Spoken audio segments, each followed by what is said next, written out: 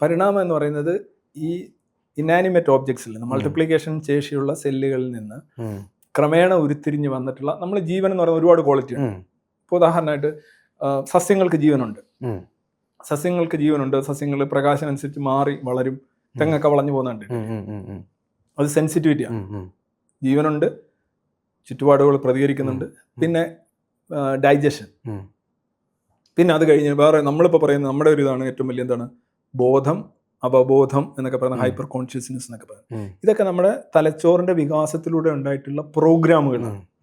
ഈ പ്രോഗ്രാമുകളൊക്കെ പോകാം. ഉദാഹരണമായിട്ട് നമ്മൾ കാണുന്ന അത്രയും കളേഴ്സ് മറ്റു ജീവികൾ കാണുന്നില്ല. അപ്പൊ ഇതെല്ലാം തന്നെ നമ്മുടെ ഈ 1.5 kilogram of jelly within cranium, ഈ ക്രേനിയത്തിലുള്ള നമ്മുടെ തലച്ചോറ് ന്യൂറോൺസിന്റെ സഞ്ചയം ഉണ്ടാക്കുന്ന ബോധങ്ങളാണ് നമ്മുടെ അറിവുകളും ധാരണകളും ഒക്കെ ആയിട്ട് മാറുന്നത്. മനസ്സിലായി? ഇത് എല്ലാ ജീവികൾക്കുണ്ട്. ഇപ്പോൾ ഉദാഹരണമായിട്ട് ഒരു 3 മാങ്ങ ഒരു കുരങ്ങന്റെ മുന്നിൽ വെച്ചിട്ട് നിങ്ങൾ പെട്ടെന്ന് കുരങ്ങനെ ബ്ലൈൻഡ് ആക്കിയിട്ട് ഒരെണ്ണം എടുത്ത് മാറ്റി കഴിഞ്ഞാൽ 2 കാണുന്നുള്ളൂ. കുരങ്ങൻ ഇങ്ങനെ ചോദിക്കും, ഇതെന്ത് മറ്റേന്ന് ചോദിക്കും. കാരണം എന്താണ്? ഈ 3 എന്നുള്ള നമ്പറെ സംബന്ധിച്ചുള്ള വളരെ ലിമിറ്റഡ് ആയിട്ടുള്ള മാത്തമെറ്റിക്കൽ അവബോധം ഈ കുരങ്ങനുള്ളത് കൊണ്ടാണ്. ഇത് പട്ടിയിടയ്ക്കാലും പട്ടി നോക്കും, വേറെ എവിടെയൊന്നും നോക്കും, 2 കാണുന്നുള്ളൂ. പക്ഷെ ഒരു 90 മാങ്ങയിൽ നിന്ന് നിങ്ങൾ 5 മാങ്ങ എടുത്ത് മാറ്റി കഴിഞ്ഞാൽ പട്ടിക്കും അറിയാൻ പറ്റത്തില്ല, നിങ്ങൾക്കും അറിയാൻ പറ്റത്തില്ല, ഈ കുരങ്ങനും അറിയാൻ പറ്റും.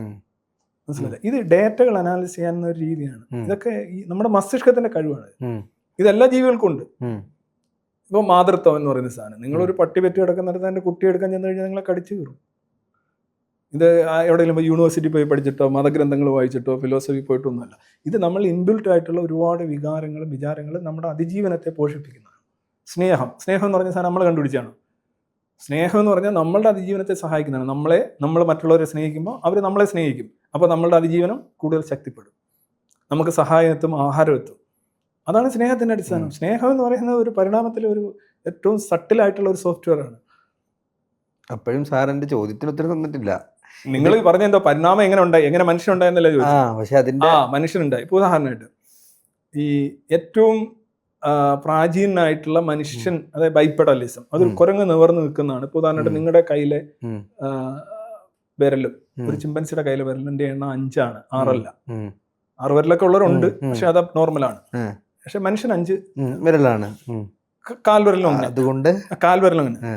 ഈ ബൈപ്പെഡാലിറ്റി എന്ന് പറയുന്ന സാധനം, ഒരു 2 കാല് നിൽക്കാത്തവയാണ് മിക്കവാറും കുരങ്ങുകൾ. അതെ. കുറെ കഴിഞ്ഞ് ഏപ്പുകൾ വരും. ചിമ്പൻസി നിൽക്കും, ഒറാങ്ങോട്ടാൻ നിൽക്കും, ഗറില്ല നിൽക്കും, പിന്നെ ഹോമോസാപ്പിയൻസ് നിൽക്കും.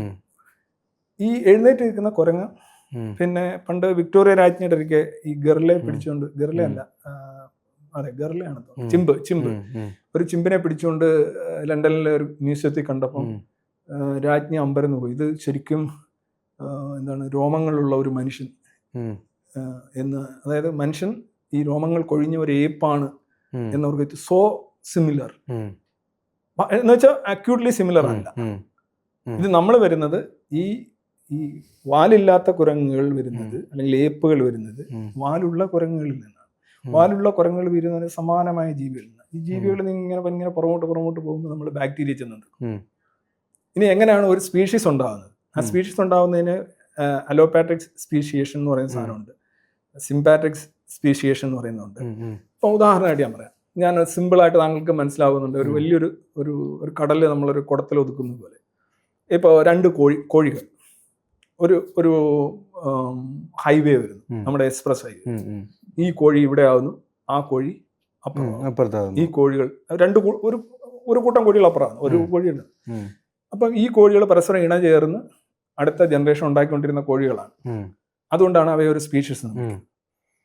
ഇത് ഈ ഹൈവേക്ക് അപ്പുറം ഇപ്പുറമായിട്ടുള്ള കോഴികൾ, അവിടെയുള്ള ആഹാരം, അവിടെയുള്ള ജിയോളജിക്കലായിട്ടുള്ള നീച്ച്, ഇങ്ങനെ ഒരുപാട് കാര്യങ്ങൾ വെച്ചുകൊണ്ട് അവിടെ ആഹാര രീതി, മറ്റു രീതി ഇതെല്ലാം വരികയും അവയിൽ മ്യൂട്ടേഷൻസ് സംഭവിക്കുകയും ചില മ്യൂട്ടേഷൻസ് അക്സെപ്റ്റ് ചെയ്യുകയും സംഭവിക്കുമ്പോൾ ക്രമേണ ഒരു 10 20 ലക്ഷം വർഷം, അല്ലെ പൊട്ടൊരു 10 ലക്ഷം വർഷം കഴിയുമ്പോൾ ഈ ഒരു ജിയോഗ്രഫിക്കൽ ബാരിയർ കാരണം ഈ 2 സ്പീഷീസും തമ്മിൽ ഇണചേർന്നാൽ പുതിയ കുട്ടികൾ ഉണ്ടാകാത്ത രീതിയിലുള്ള ജനറ്റിക് വെറൈറ്റികൾ അക്യുമുലേറ്റഡ് ആവും.